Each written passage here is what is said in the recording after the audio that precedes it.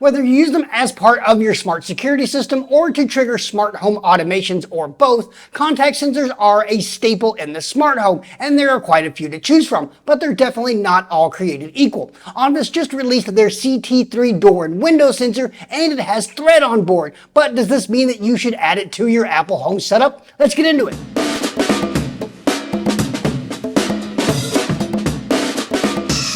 Greetings Internet, my name is Dustin and this is myHomeKithome, and here we look at the smart home with an Apple Home and accessibility focus. I have contact sensors all over the place in my smart home, from doors to windows to drawers and yes, even my refrigerator. So I was excited whenever Onvis released their CT3 contact sensor with Thread and asked if I wanted to share it with you. With that being said, they did not pay for this review and all the opinions are of my own, and they're seeing this video at the same time as you. Also, Onvis has been generous enough to hook two of you up with a CT3, so definitely stay tuned to the end to learn how to enter the giveaway.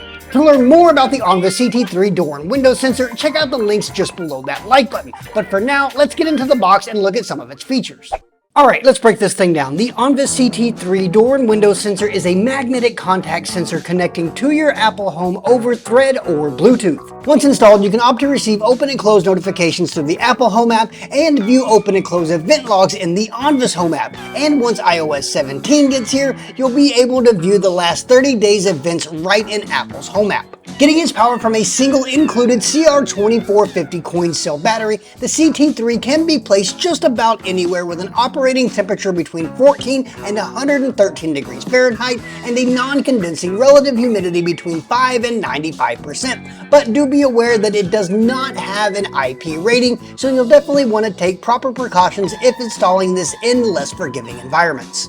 As is the case with most Apple Home accessories, setup was a breeze and should be pretty much the same regardless of which app you use. You'll scan the QR code, put it in a room, give it a name, choose whether it's displayed as a contact sensor, door, window, garage door, or blinds for some reason, add it to any automations, and Bob's your uncle. Now, there are really only two reasons that you'll probably want to use the Onvis Home app with the CT3. One of them is crucial and the other one is kind of a disaster. After setting it up, the first thing that you must do is update the firmware. The internet and probably the comment section is riddled with complaints about the CT3's battery life, and at its release it was pretty poor. But Onvis has recently fixed this with a firmware update and it does seem that everything is working as it should now. Now, the disaster that I spoke of earlier has to do with the only real feature not currently offered in Apple Home, and that's the sensor's event logs. At least mine anyway isn't accurate to even this century, with the app telling me that the last detection was more than 53 years ago for some reason. While the open and close events do seem to be accurate in terms of their hour, the date is definitely off, making it difficult to use effectively. On a side note, we are able to export the data tables, but only in an email and not in any other format. Now, if you're keeping up with the myHomeKithome podcast, and you definitely should, we reported in our last episode that it looks like activity logs will be coming to the native Apple Home app in iOS 17. And this does include contact sensors. But at this point, it's a little hard to say if this is something that manufacturers will need to add support for, or if this is something that is going to be monitored natively within HomeKit. So definitely follow the myHomeKithome podcast for more on that. Now, admittedly, photos of the CT3 can give the impression that it's on the larger side, and even holding it in my hand, it does seem bigger than some others that I've tested, but it's really not much larger than most others.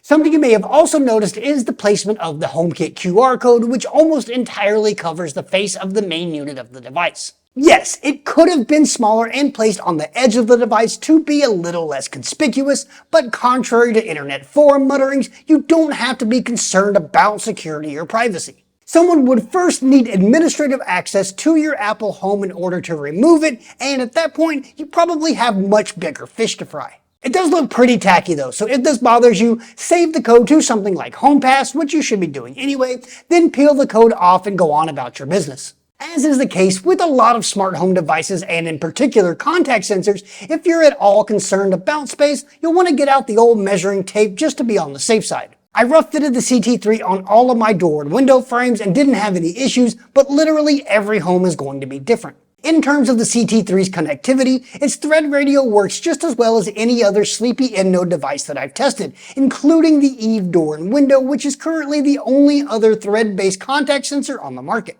It's quick to respond, reliable, and doesn't use up precious Wi-Fi router space. In order to use it as a Thread device, you will need a Thread border router like an Apple HomePod or Apple TV, otherwise you're stuck on Bluetooth and nobody wants that. Another thing I think is definitely worth pointing out here is its price. The Onvis CT3 usually sells for $10 less than the Eve door and window and is regularly on sale. Eve has a tremendous reputation and I absolutely love their hardware and their software is incredible. So if you're looking for some super accurate event logs, you may want to go that route and you'll definitely get your money's worth. But if you're looking for a reliable, no frills, thread-based contact sensor, you might want to save a bit of money and go with the CT3. In terms of the hardware, as a blind dude, something I really appreciate about the Onvis CT3 is that the markings on both the magnet and the main unit itself are tactile, meaning that I can quickly and easily align the sensor without a ton of trial and error. Upon launching the Onvis Home app and in subsequent uses if you don't regularly use it, which I don't,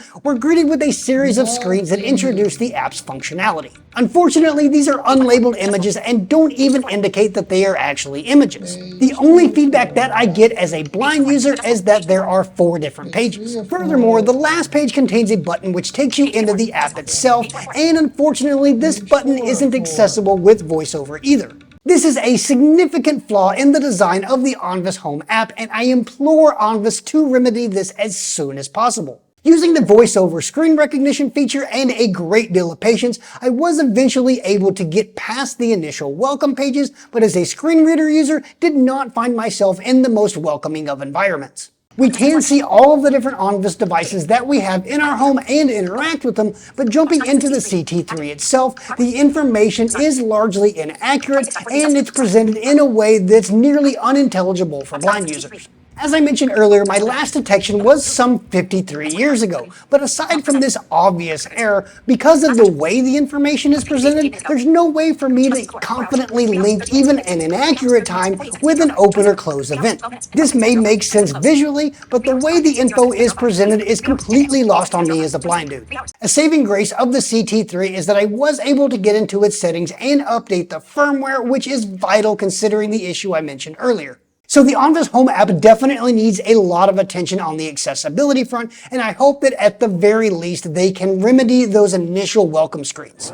Despite its shortcomings, I don't think the Onvis CT3 is a bad Apple Home accessory at all. Yes, the event logs in the Onvis Home app are a total mess, but it looks like Apple's going to be bringing 30 days of activity logs to the native Apple Home app, so there's that. For setting up a DIY security system or triggering HomeKit scenes and automations, it's a winner with that Thread connectivity if it fits your physical use.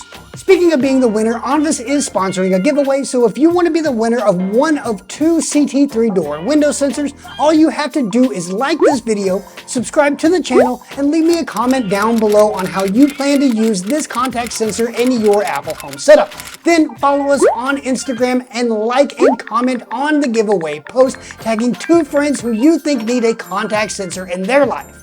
I'll be doing a random drawing in 2 weeks live on Instagram and contacting the winners there, so don't be fooled by any of those Telegram scammers that may pop up in the comments. Check out the description for all the details about this giveaway and good luck!